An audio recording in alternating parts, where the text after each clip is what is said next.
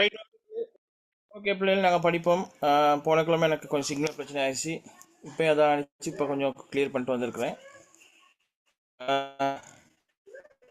சுவற்று நிகழ்ச்சிகள் தான் நான் படிச்சுட்டு இருக்கோம். சுவற்று நிகழ்ச்சிகள் தலைப்பு போட்ட வாக்கில் இருக்கு. சரியா? நான் பேசுகிற கேட்குது தானே? அப்புறம் திரும்ப கேட்கக்கூடாது. என்ன அதே கேட்டு சொல்லி நான் தர மாட்டேன்.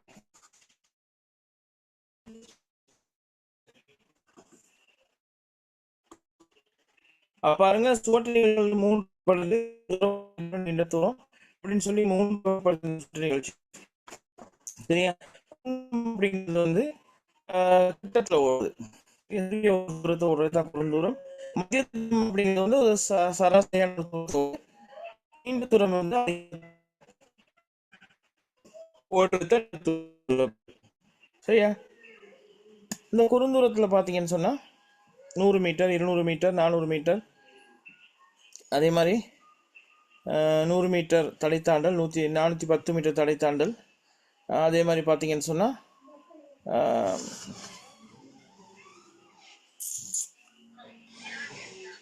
அதே மாதிரி பார்த்தீங்கன்னு சொன்னால் இந்த அஞ்சல் ஓட்டம். சரியா? 100 தர 4, 4 தர 400, சரி 4 தர 400 தர 4, 100 தர 4 அப்படின்ற இந்த அஞ்சல் ஓட்டம் இதெல்லாமே குறுகிய குறுந்தூர ஓட்டத்துக்குள்ளே வரக்கூடியதாக இருக்கும். ரைட். அடுத்து மத்திய தூர ஓட்டம்னு பார்த்தீங்கன்னு சொன்னால் 800 மீட்டருக்கு மேலே இருக்கக்கூடிய இதெல்லாமே மத்திய தூரம்னு வருது. சரியா?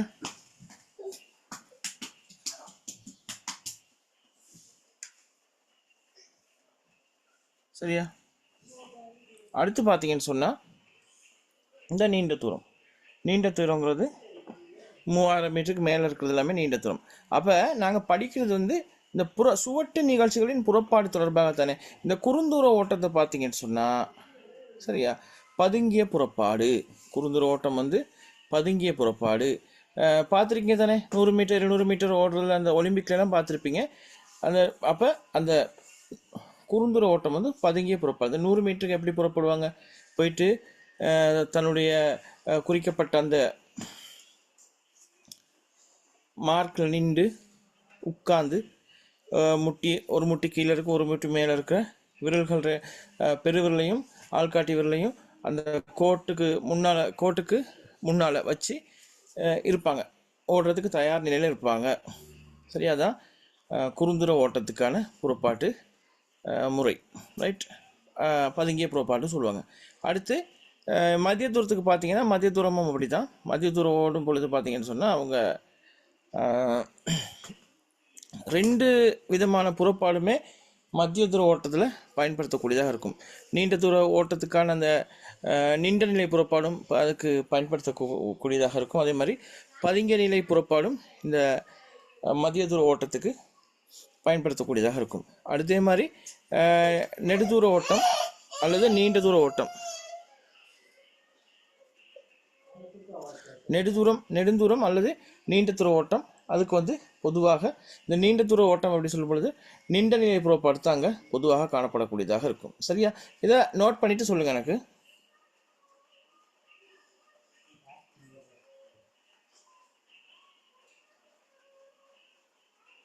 2 நிமிஷம் டைம் தரேன்.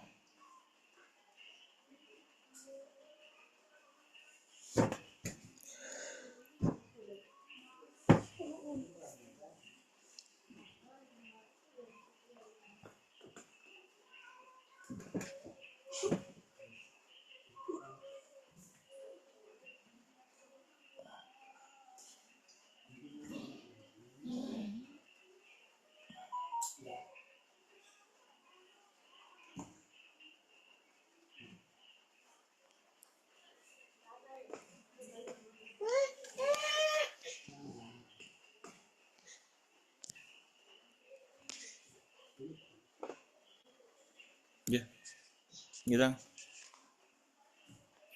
எழுதுறீங்க தானே?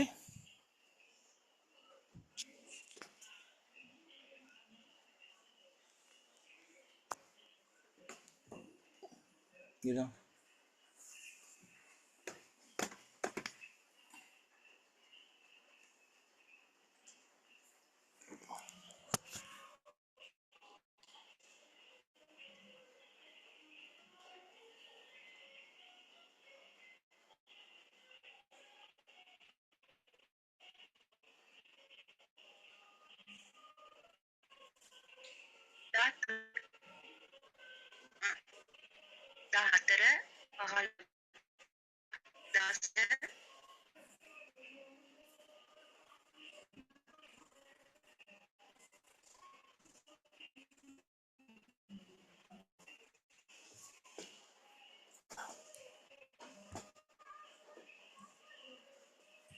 சரி, எழுதிட்டீங்களா?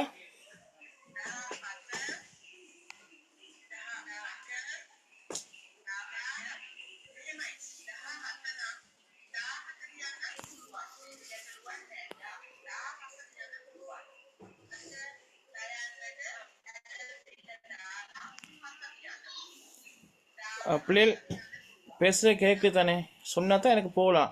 எழுதிட்டீங்களான்னு கேட்டாலும் ஒன்றும் சொல்கிறீங்கல்ல. Sathvika, எழுதிட்டீங்களா? Yes, sir. Right, okay.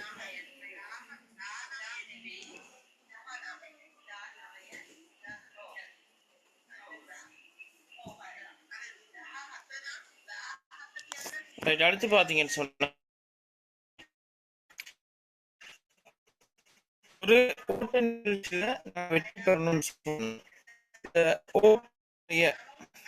சரியா, ஆரம்பம் தான் முக்கியமானதாக சொல்லப்படுது. அதாவது நாங்கள் விளையாட்டை ஆரம்பிக்கிறது இருக்குது தானே, இந்த ஓட்ட போட்டி ஆரம்பிக்கிற இது இருக்குது தானே, அதுதான் முக்கியமானது அப்படின்னு சொல்கிறாங்க. இப்போ ஓட்ட நிகழ்ச்சிகளின் வெற்றிக்கும் போட்டியின் ஆரம்பம் முக்கியமானதாக கருதப்படுது, சொல்லப்படுது. ரைட், அப்போ பாருங்கள், ஓட்ட போட்டியின் போது தாமதமான ஆரம்பம் போட்டியின் தோல்விக்கு முக்கிய காரணமாக அமையுது. சரியா, இந்த ஓட்ட போட்டி நிகழ்வில் தாமதமான ஆரம்பம். இப்போ பார்த்தீங்கன்னு சொன்னால் ஓடுறவங்க எல்லாருமே 100 மீட்டர் 200 மீட்டர்லாம் எல்லாருமே ஒரே டைமில் ஒன் யூ மார்க் சரினா சரியா ஃபயர் பண்ணுவாங்க. அந்த ஃபயர் பண்ண பிறகு தான் என்ன செய்யணும், அவங்களோட ஸ்டார்டர்லேருந்து வெளியில் வரணும், ஸ்டார்ட் லைன்லேருந்து வரணும், ஓடி வரணும். சரியா, இப்போ ஓட்ட போட்டியின் போது தாமதமான ஆரம்பம். அப்போ அந்த ஒன் டைமில்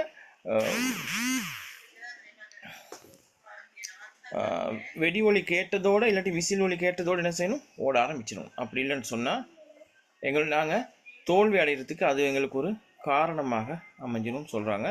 அடுத்து பார்த்தீங்கன்னா ஓட்டுநர் அந்த ஓடுறவர் இருக்கா தானே, அவர் 100, 200, 400, 800, 1500 அப்படி அந்த ஓடுறவர் ஓடுற அந்த நிகழ்ச்சியினுடைய தூரத்திற்கு ஏற்ப, அவர் எவ்வளவு தூரம் ஓடுறாரோ அந்த நிகழ்ச்சிக்கு ஏற்ப தன்னுடைய ஓட்ட ஆரம்பிக்கிற முறையை அவர் ஆரம்பித்து அந்த முறைகளும் பார்த்தீங்கன்னு சொன்னால் அந்த தூரம் இருக்குத்தானே, 100, 200, 400, 800 அப்படி அந்த தூரங்களுக்கு ஏற்ப என்ன நடக்கும்னு சொன்னால் ஓடுற அந்த ஸ்டார்ட் இருக்கு தானே, ஸ்டார்ட் பண்ணுறது நம்ம புறப்பாடு முறை, அந்த புறப்பாடு முறையும் வேறுபடும் சொல்லப்படுது. சரி, அப்போ 100 மீட்டர் இந்த குறுகிய தூரத்துக்கு ஒரு மாதிரி, மத்திய தூரத்துக்கும் குறுகிய தூரத்துக்கு கிட்டத்தட்ட ஒரு மாதிரி இருக்கும், நீண்ட தூரத்துக்கு ஒரு மாதிரி. சரியா, இதை கொஞ்சம் எழுதிட்டு டக்குன்னு சொல்லுங்க எனக்கு.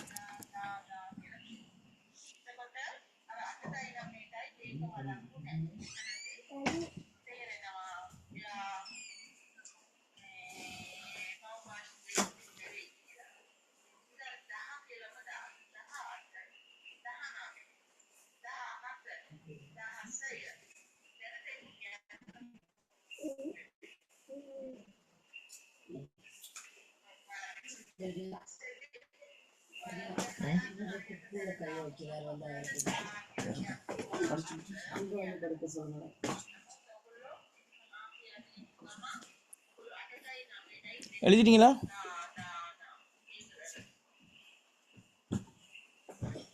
Yes, sir.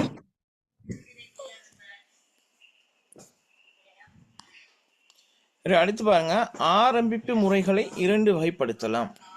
நான் சொன்னேன் குறுந்தூர ஓட்டத்துக்கு பதுங்கிய நிலை புறப்பாடு, 400க்கும் மேற்பட்ட அதாவது மத்திய தூர ஓட்டம், நீண்ட தூர ஓட்டத்துக்கு நின்ற நிலை புறப்பாடு. இந்த ஆரம்பிப்பு முறை, அதாவது ஓட்டத்தை ஆரம்பிக்கிற முறையை 2 வகையாக பிரிக்கிறாங்க. நின்ற நிலை புறப்பாடு, பதுங்கிய நிலை புறப்பாடு. 400 மீட்டருக்கு குறைந்த ஓட்ட நிகழ்ச்சிகள் பதுங்கிய நிலை புறப்பாடு, 100, 200, அதெல்லாம் அதே மாதிரி 400 மீட்டருக்கு மேற்பட்ட ஓட்டங்கள் 400 மீட்டரும் நின்ற இந்த பதுங்கிய நிலை புறப்பாடு தான். அதுக்கு மேலே உள்ள இந்த ஓட்டத்துக்கான புறப்பாடு முறைகள் வந்து பதுங்கிய நிலை புறப்பாடு. நாங்கள் மத்திய தூரத்துக்கு எங்களுக்கு விருப்பம்னா நாங்கள் என்ன செய்யலாம், விரும்பினால் நாங்கள் பதுங்கிய தூர புறப்பாட்டில் போகலாம். ஆனால் பெரும்பாலுமே நீண்ட தூரம் அப்படின்னு சொல்லும் பொழுது எப்படி நின்ற நிலை புறப்பாடு தான் அங்கே முன்னிலை வைக்கக்கூடியதாக இருக்கும். சரியா, இதை எழுதிக்கொள்ளும்.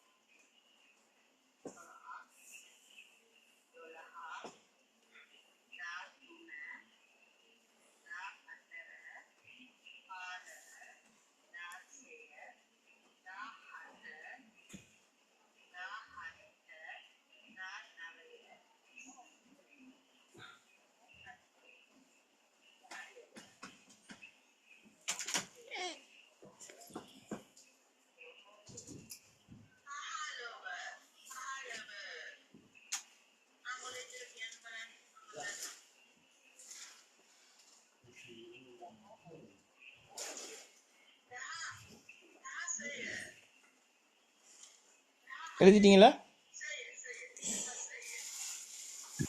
No, sir.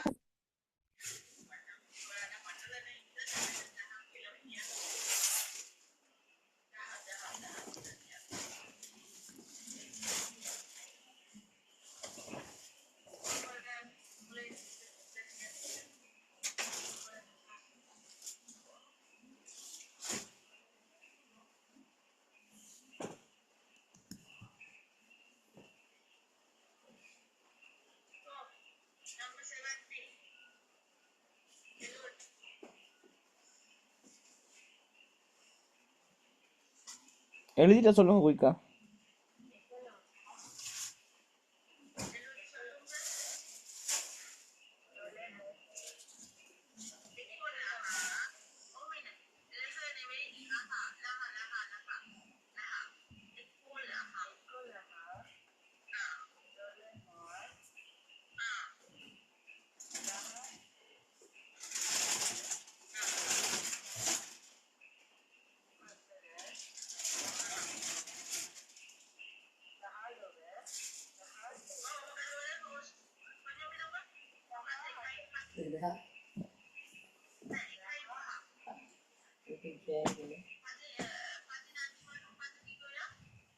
எழுதிட்டீங்களா? Yes, sir.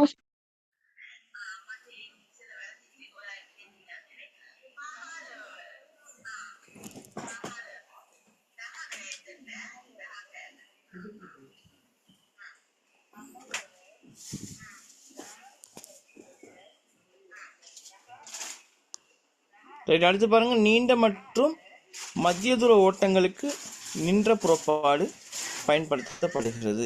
But நீண்ட தூரத்துக்கும் மத்திய தூரத்துக்கும் இந்த நின்ற நிலை புறப்பாடு பயன்படுத்தப்படுவதாக சொல்லப்படுது.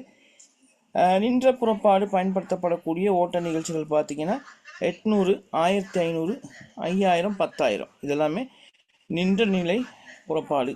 சரியா, நின்ற புறப்பாடு. அப்போ அடுத்து மெரதன். இந்த மெரதன் ஓடுறப்பையும் அந்த மெரதனுக்கும் நின்ற புறப்பாடு தான் அங்கேயும் பயன்படுத்தப்படக்கூடியதாக இருக்கும். மெரதன் வந்து 49 கிலோமீட்டர் ஓடுவாங்க. சரியா, இதை எழுதிக்கொள்ளும்.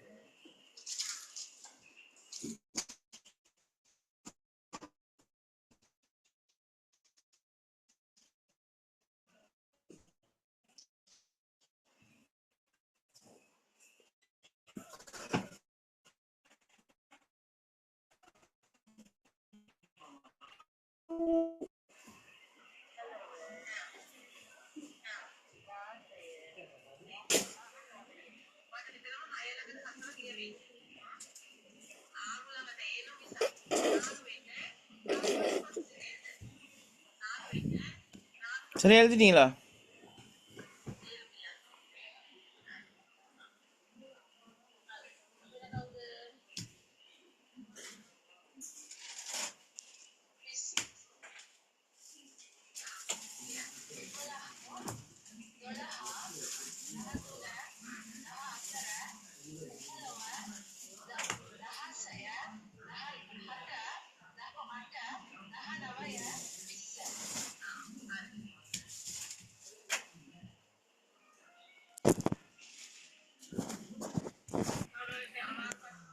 எழுதிட்டீங்களா?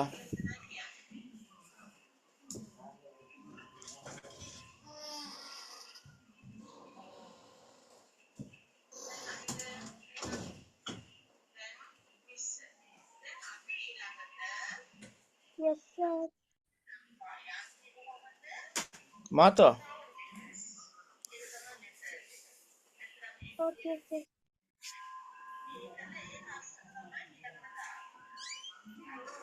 அடுத்து பாருங்க, நின்றநிலை புறப்பாடு 2 கட்டளைகளை கொண்டது. அப்போ நின்றநிலை புறப்பாடு வந்து 2 கட்டளைகளை கொண்டது. குறிப்பிற்குச்சல், வெடியொலி அல்லது போ. இதுதான் அந்த நின்றநிலை புறப்பாட்டுக்கான கட்டளைகள். சரியா? பாருங்க, குறிப்பிற்குச்சல் முதலாவது கட்டளை பாருங்க. குறிப்பிற்குச்சல் 1 மார்க், முன்பக்கத்தின் அடிப்பகுதியை ஆரம்ப கோட்டிற்கு அருகில் வைத்தல். எங்களுடைய முன்பக்கத்தினுடைய அடிப்பகுதியை ஆரம்ப கோட்டுக்கு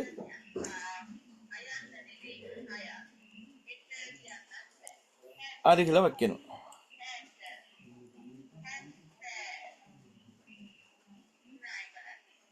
மற்ற அதாவது முன்பாதத்தின் அடிப்பகுதியை பக்கத்தின் சொல்ற சொல்லி பிள்ளைகள் முன்பாதத்தினுடைய அடிப்பகுதியை ஆரம்ப கோட்டுக்கு அருகில நாங்கள் வைக்கணும். அதே மாதிரி பார்த்தீங்கன்னு சொன்னா மற்றைய பாதத்தின் அடியினை தோளின் அகலத்திற்கு பின்புறமாக வைக்கணும். இப்போ எங்களுடைய தோல் அகலத்திற்கு நாங்கள் எங்களுடைய பாதத்தை பின்புறமாக வச்சுக்கொள்ளணும். சரியா? உடலின் நிறையை முன்பாதத்திற்கு கொண்டு வந்து வைத்திருத்தல். அப்போ எங்களுடைய உடல் நிறைய நாங்கள் என்ன செய்யணும்? எங்களுடைய முன் பாதத்துக்கு கொண்டு வந்து வச்சுக்கொள்ளணும். சரியா? முன்பாதத்தின் கை பின்னாகவும் மற்ற கை முன்னதாகவும் இருக்கிற மாதிரி உடலை வைத்துக்கொள்ளணும். அப்போ எங்களுடைய கை வலது காலை வச்சா இடது கை முன்னாலையும், இடது காலை வச்சா வலது கை முன்னாலையும் இருக்கணும். அந்த சேஃப்க்கு உடலை வச்சுக்கொண்டு நாங்கள் இருக்கணும். அடுத்து 2வது விஷயத்தை பாருங்க, போ அல்லது வெடியொலி. சரியா? கோ ஓ ஃபயர். அப்போ பின்னால் வைத்திருந்த பாதத்தை அடியினை முன்னால் கொண்டு வந்து ஓட்டத்தை தொடங்கவும். அப்போ நாங்கள் பின்னால் வச்சிருக்க பாதத்தினுடைய அடியை முன்னால் கொண்டு வந்து எங்களுடைய ஓட்டத்தை நாங்கள் தொடங்கக்கூடியதாக இருக்கணும். அடுத்து பாருங்க, முன்னால் வளைந்திருந்த முண்டம் பகுதியினை மேலே உயர்த்தவும்.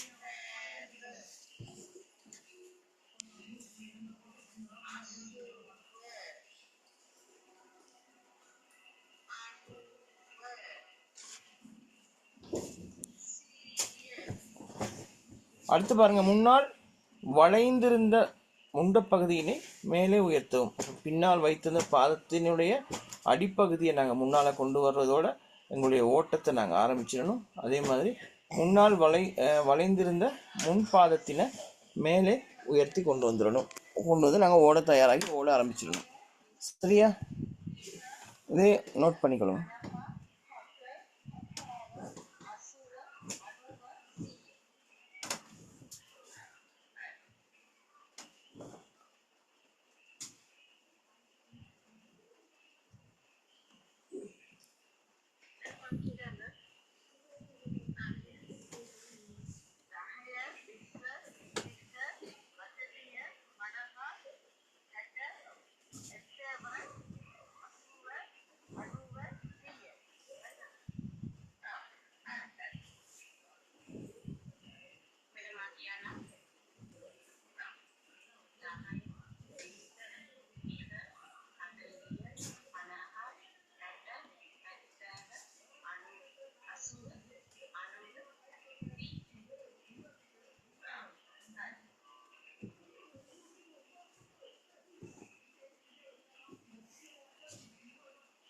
எழுதிட்டா சொல்லுங்க.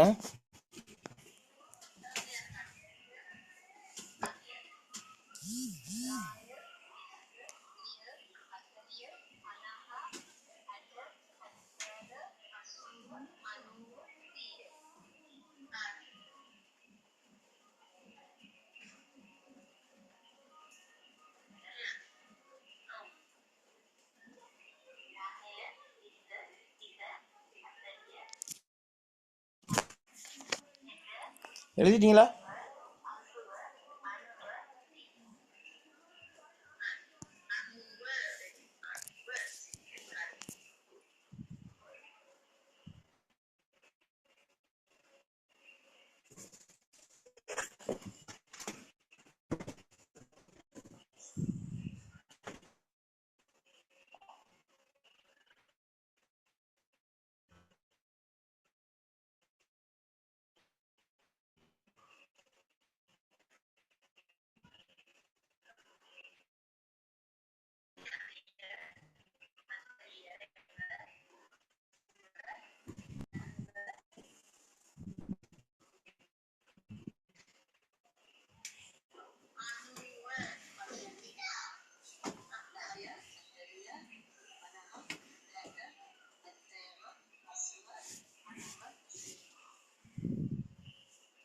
எழுதிட்டா சொல்லுங்க.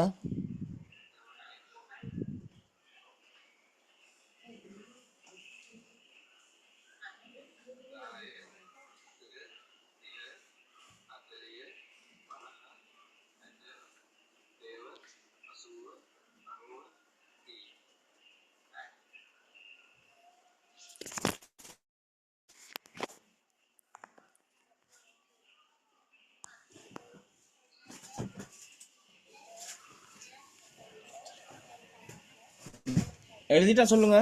மாத்தவா? No, sir.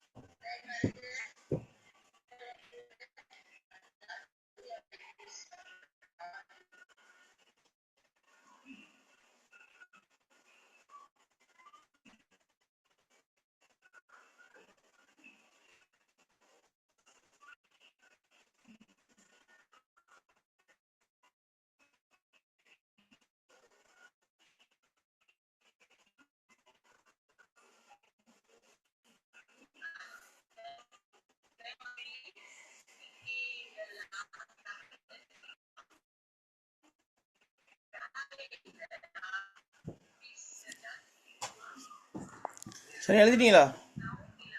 மாத்துறேன்.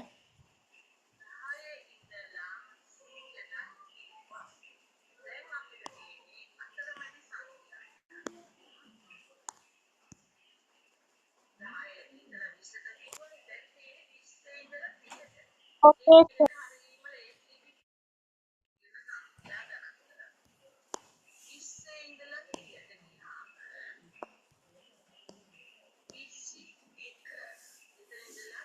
எடுத்து பாருங்க. குறுந்தூர ஓட்டங்களுக்கு பதுங்கி புறப்பாடு. இப்போ மத்திய தூரத்துக்கும் நீண்ட தூரத்துக்கும் நின்ற நிலை புறப்பாடு. அதே மாதிரி இந்த குறுந்தூர ஓட்டங்களுக்கு பதுங்கிய புறப்பாடு. பதுங்கிய புறப்பாடு பயன்படுத்தப்படக்கூடிய ஓட்ட நிகழ்ச்சிகளை பார்த்தீங்கன்னா 100 மீட்டர், 200 மீட்டர், 400 மீட்டர், அதே மாதிரி 4 தர 100 மீட்டர்.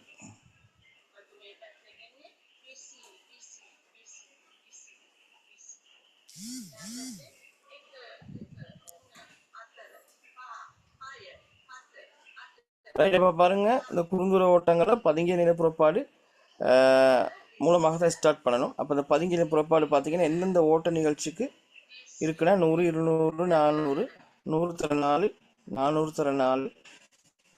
அதே மாதிரி பார்த்தீங்கன்னா சரி, முதல்ல 410 110 மீட்டர் நீளத்தோட 400 பெட்ரோல். சரியா?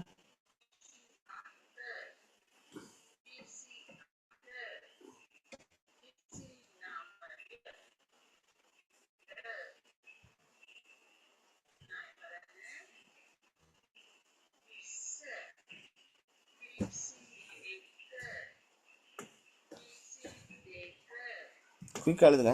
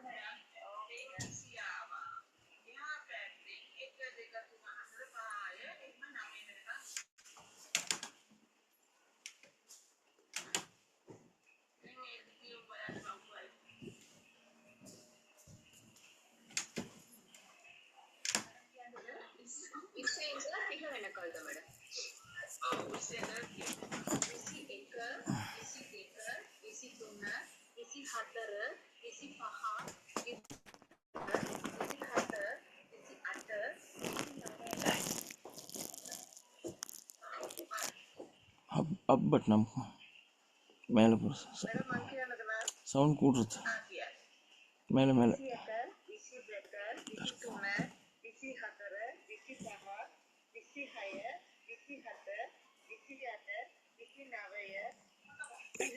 கால் தம்பி கா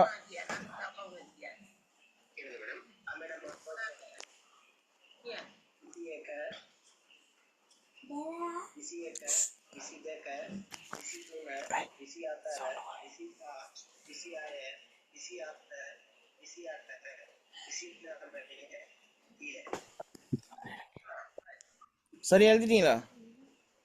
Yes, sir. அடுத்து பாருங்க, நாங்கள் முதல்ல பார்த்தது நின்ற நிலை புறப்பாட்டுக்கான கட்டளை. இது குறுகிய அதாவது பதுங்கிய புறப்பாட்டுக்கான கட்டளை வந்து 3 இருக்கு. சரியா? பாருங்க, on your mark, set, go அல்லது fire. சரியா? அப்போ on your mark நாங்கள் பார்ப்போம், குறிப்பிட்டு சொல்ல நாங்கள் பார்ப்போம். கதவு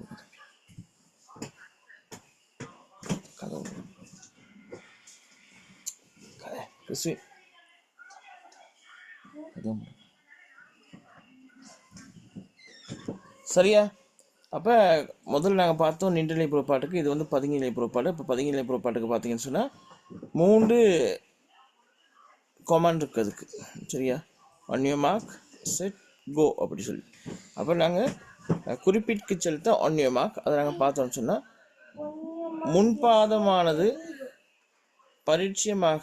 பரிச்சயமான பாதமாக இருத்துடணும். இப்போ நாங்கள் முன்னால் இப்போ போகும் பொழுது எங்களுடைய முன்பாதம், நாங்கள் எடுத்து வைக்கக்கூடிய அடி முன்பாதம் வந்து எங்களுக்கு நல்ல பரிச்சயமான பாதமாக இருக்கணும். பின்பாதத்தின் முழங்கால் முன்பாதத்தின் சும்மா அடுக்கு அருகில் 3 தொடக்கம் 4 அங்குல அளவில் தூரமாக வைத்தல். அப்போ பின்பாதத்துக்கும் முன்பாதத்துக்கும் இடையில பார்த்தீங்கன்னு சொன்னால் அந்த சும்மாடுகளுக்கு இடையில 3 தொடக்கம் 4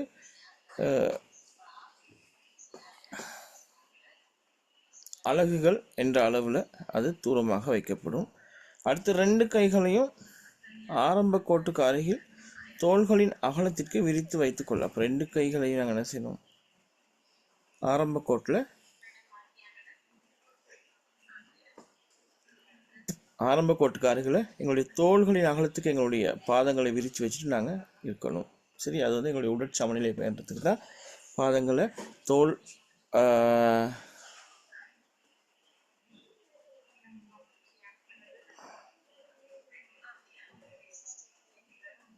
சரியா? இதை எழுதி கொள்ளுங்கள்.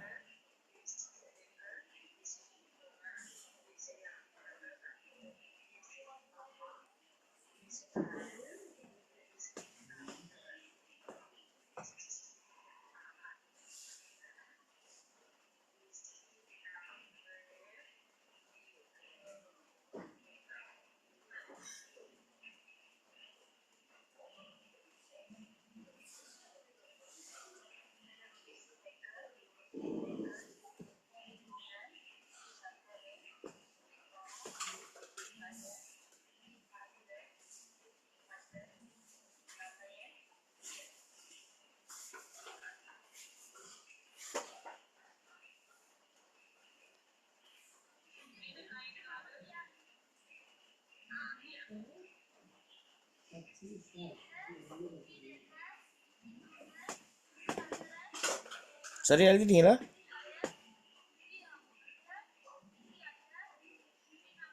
No, sir.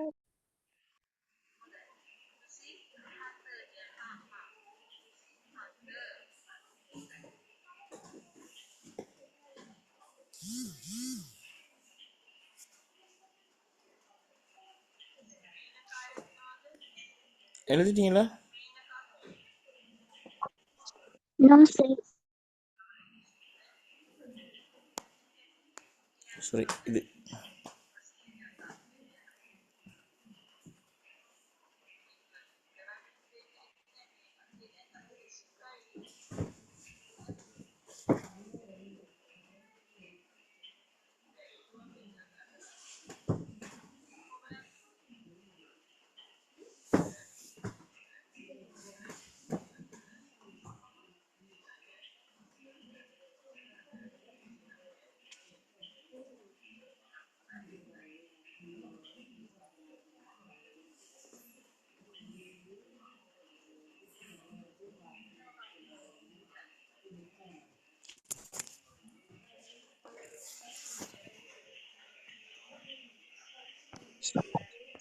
Okay, sir. சரி, அடுத்து பாருங்க. Yes, sir. எழுதுங்க எழுதுங்க.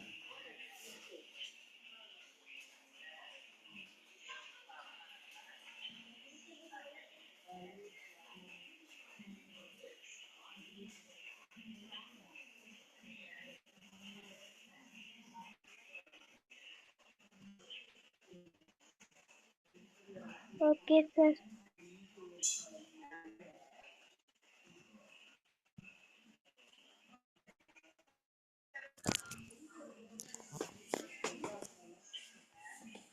எழுதிட்டீங்களா? அதை ஒரு ஆள் டைம் கேட்டீங்களே. Yes, sir.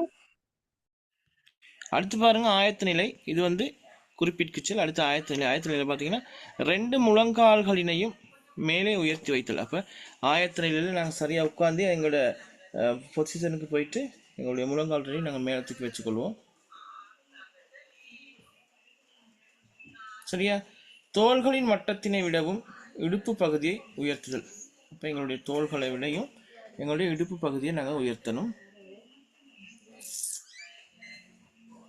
ஆரம்ப கோட்டுக்கு முன்பாக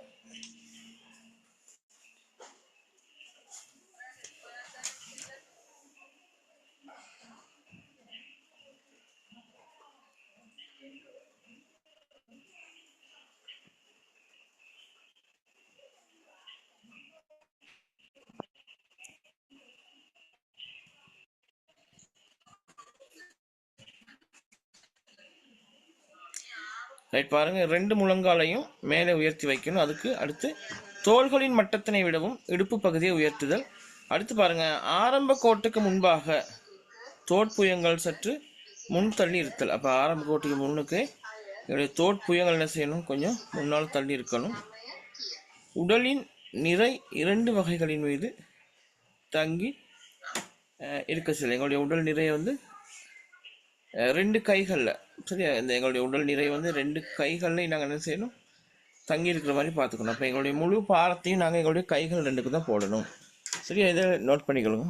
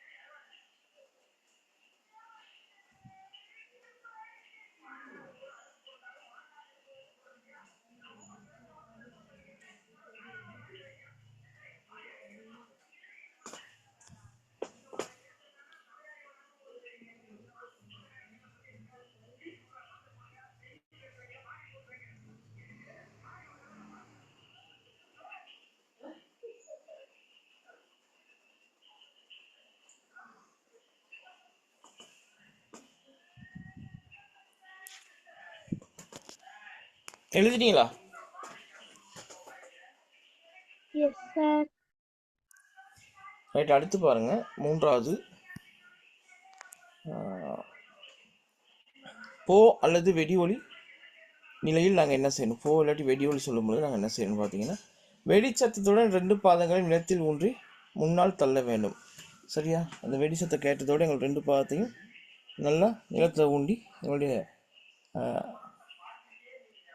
உடலை வந்து முன்னால் தள்ளணும். நிலத்தில் இருக்கும் இரு கைகளும் நிலத்தில் இருந்து விடுவிக்கப்படும். சரியா? நிலத்தில் இருக்கக்கூடிய 2 கைகளும் நிலத்திலிருந்து விடுவிக்கப்படுது. அடுத்து முற்பாதத்திற்கு எதிர்பக்க கையானது முன்னோக்கி செல்லப்படும். முன்பாதத்துக்கு எதிரில் இருக்கக்கூடியது முன்னோக்கி செல்லக்கூடியதாக இருக்கும். உடல் முன்னால் தள்ளப்படுவதோடு இடுப்பு பகுதி, முழங்கால் என்பன நேரான நிலைக்கு கொண்டு வரப்படும் அப்படின்னு சொல்லப்படுது. அதாவது எங்களுடைய உடல் முன்னால் தள்ளப்படுவதோடு, எங்களுடைய உடல் வந்து முன்னால் தள்ளப்படுறாங்க குறுந்தூர ஓட்டத்தில் ஓடும் பொழுது தள்ளப்படுவதோடு இடுப்பு பகுதி, முழங்கால் என்பன, எங்களுடைய இடுப்பு பகுதி, எங்களுடைய முழங்கால் இதெல்லாமே நேரான நிலைக்கு கொண்டு வரப்படும்.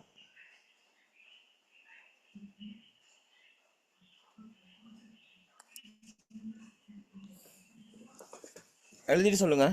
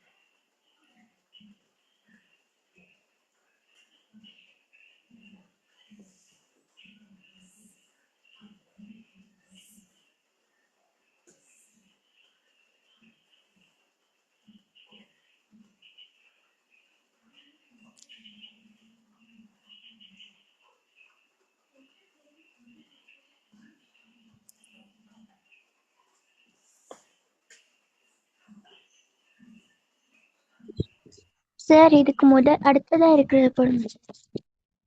சாரி.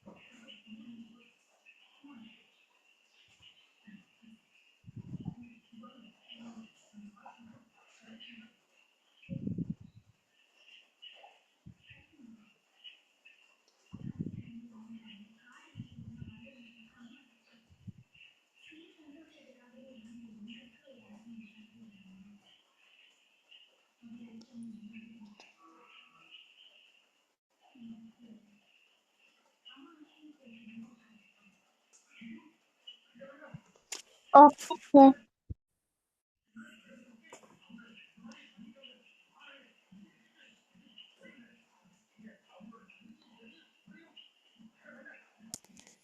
சரி பிள்ளைங்க, நாங்கள் சார் இதோட நான் முடிப்போம். இன்னும் எழுதல. ரைட், நீங்கள் எழுதுங்க.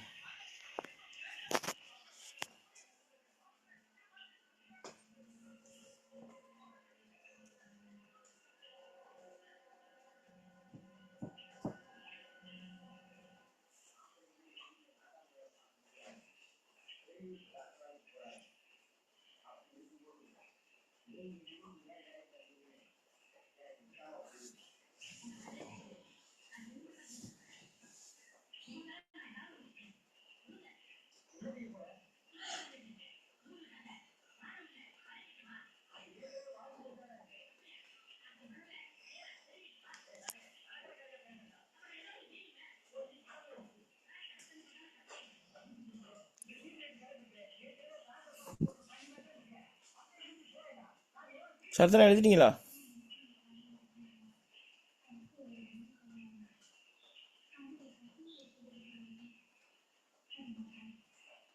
Yes sir.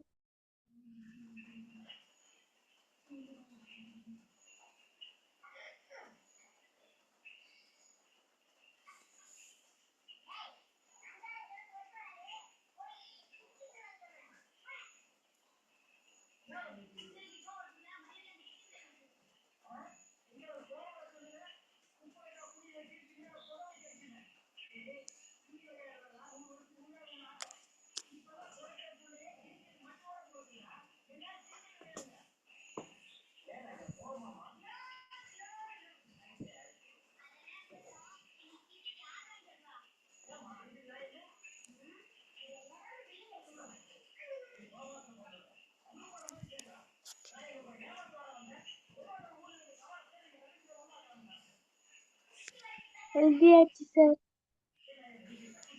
ரைட், அப்போ நாங்கள் இதோட வகுப்பு முடிப்போம். மிக அடுத்த வகுப்பில் பார்ப்போம். சரியா? குட் நைட் பிள்ளைங்க. Thank you sir.